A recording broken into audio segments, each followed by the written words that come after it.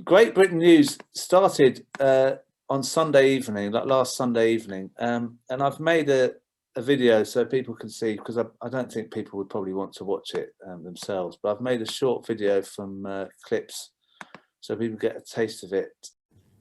Good evening, I'm Andrew Neil and this is GB News.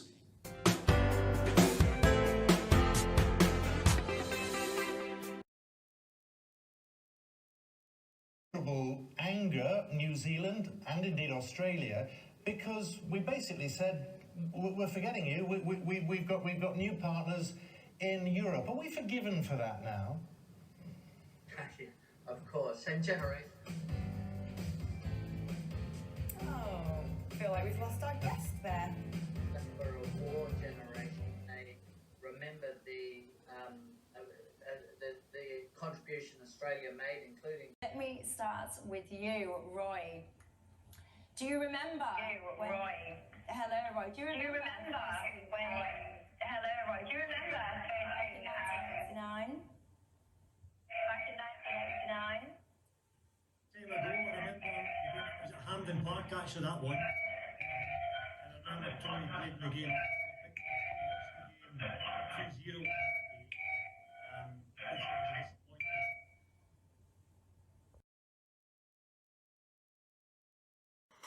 Welcome back. English Heritage has today labelled children's author Enid Blyton's work as racist and xenophobic, following a review sparked by last year's Black Lives Matter protests. An article on the charity's website about the late Famous Five author noted that her work has been criticised during her lifetime and after for its racism, xenophobia and lack of literary merit. Harry, what are your thoughts on taking the knee? No, at first, I just wonder now how long we keep going with it for, I mean. Well, there you go. Pamela, I tried to give a flavour of it. It was pretty terrible, some of the technical stuff, but then there is this common themes that emerge from the shows are sort of criticism of what they call woke, and I think that probably sums up that thing about taking the knee, or Enid Blyton being a racist. Is this dangerous that this channel's on air? Yeah, it was funny, Crispin. I've got into the habit now of kind of getting towards the weekend. You asked me to view all these terrible things and I kind of despair. And I hadn't looked at GB News. And the clips you sent me, I was kind of not looking forward to at all. And the first one with Andrew Neil, it is pretty much like that. It's we're away from the metropolitan elite. We're, going to talk about the things real people want to talk about. We're not going to have the standard journalists. But then you've got Andrew Neil, who's complete establishment, and all the other journalists on there or presenters seem to be from Sky News or somewhere else. But what was most disturbing to me, Crispin, is when I watched the clips you sent me, which weren't as badly, kind of the tech stuff wasn't as bad as that, was I realised how bad the BBC is, because the BBC is almost worse than the clips that you sent me, and that is state TV. So yeah, it's bad. And we had all this kind of fanfare about we're getting the kind of equivalent of Fox News, but what we haven't realised is that we've got it already in the BBC. So if you think back to the report that we had from it was LSE, wasn't it? London School of Economics did a report about the bias against Jeremy Corbyn, and it was horrendous, the level of bias in the media. So that's what kind of made me think more seriously, how many people are going to watch this? It's not on kind of mainstream TV. They're more likely to watch the BBC News than this. And that's where they get all this drivel from, which is also anti-woke, anti sort of things like Black Lives Matters, the kind of attacks on Jeremy still. I used to be an avid listener to Radio 4. I used to listen all day if I was around. And I had to stop. After the general election, I stopped because even in their comedy shows, they would have digs at Jeremy or the left.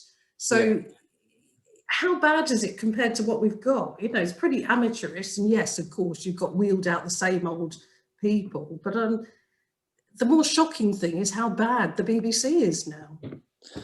Yeah, I mean, I've seen sort of articles about this channel, and it's sort of like how dangerous it is. And then I think, well, we're being given the idea that we have balance on the BBC and balance on Sky TV. I mean, how's Sky TV balanced? ITV is not balanced. To think that people demonising this channel, the GB News, it gives people the impression that those other channels are okay, which is not true. So in a way, I think it's a mistake, don't you think, to actually make a big deal of this channel? Absolutely. I mean, that's what I thought when I sat down to watch it. And it really did strike me. If you think about, you know, even years ago where we had the reversal of the film about the miners, you know, of the police being attacked by miners rather than the police doing the attacking. We've had Laura Kuenssberg, who's been pulled up for giving inaccurate reports about Jeremy. It's been going on for quite a long time, but even Channel 4 News was quite bad during the kind of, you know, Corbyn years. So where is the balanced news that we're getting? So I kind of can't bring myself to watch mainstream news anymore, apart from if there's something I really need to hear about, because it's so biased. You know, all the newspapers that are supposedly left, The Guardian, and what you realise is that these papers, these journalists were never really left. They like to portray themselves of that. But when you've got somebody in a potential position of power who was really left, they didn't like it. It's like the kind of, you know, I don't know, Victorian times, if you're handing out food to the poor, you know, yes, we're happy to talk about how terrible everything is, but we don't actually want any change.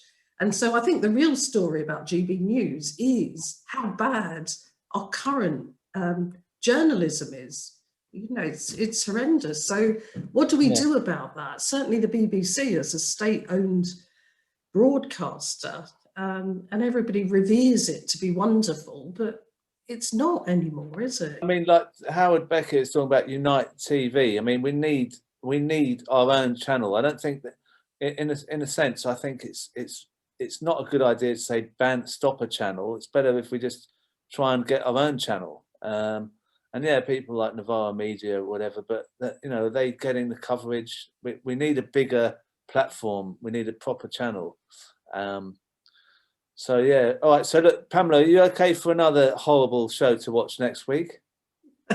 They get worse each week, don't they? But yeah, it's been a strange week. It's been a really strange week, hasn't it? So thanks for bringing a bit of cheer to us, Crispin, as usual. Well, I am. I mean, I'm sorry you had to sit through those GB News clips. Thank you, Pamela. That's I thought. Thanks. No.